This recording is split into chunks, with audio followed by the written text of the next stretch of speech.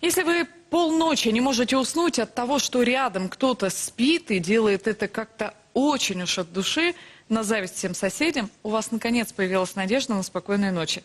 В Красноярске открылся центр лечения храпа, причем избавиться от специфической особенности там можно абсолютно бесплатно, при условии, что есть направление от лечащего врача. Юлия Жарова заявила, что она-то абсолютно точно не храпит, но с репортажем в новый центр отправилась охотно. Вот ее отчет. Каждый пятый человек после 30 лет делает это. Постоянно храпит во сне. Как это мешает его близким и вредит здоровью, можно только догадываться. В Красноярске теперь этим занимаются комплексно. У нас впервые в городе открылся центр лечения храпа и нарушений сна. Идея создания такого центра давно витала в воздухе. Человек не может быть здоровым, если у него некачественный сон, уверяют медики. Достаточно давно. И храп довольно-таки такой мощный. Ну, и звездка с потолка не сыпется, но тем не менее. Специфические звуки могут быть сигналом серьезной болезни, сердечно-сосудистой и эндокринной системы, ожирения, даже проблем с потенцией, говорят медики. И главное, храпящий человек во сне испытывает кислородный голод. Это прямой путь к головным болям, сверхутомляемости. Вот так вот одеваем масочку.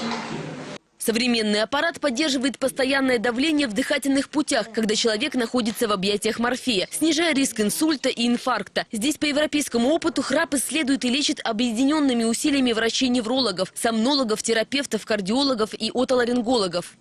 Храпом занимаются многие центры, и таких центров много даже в Сибирском федеральном округе.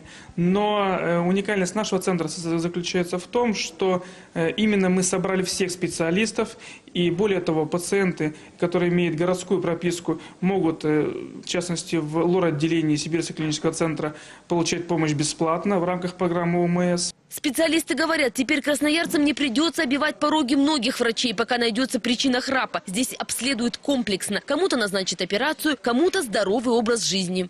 Здесь нахожусь 10 дней, но чувствую улучшение. Не храпите больше? Наверное, нет. Я сам не слышу ночью. В месяц новый центр способен принять около 15 пациентов. Только вот храпящих в нашем крае тысячи. Юлия Жарова, Павел Гейнце, СТС Прима Новости.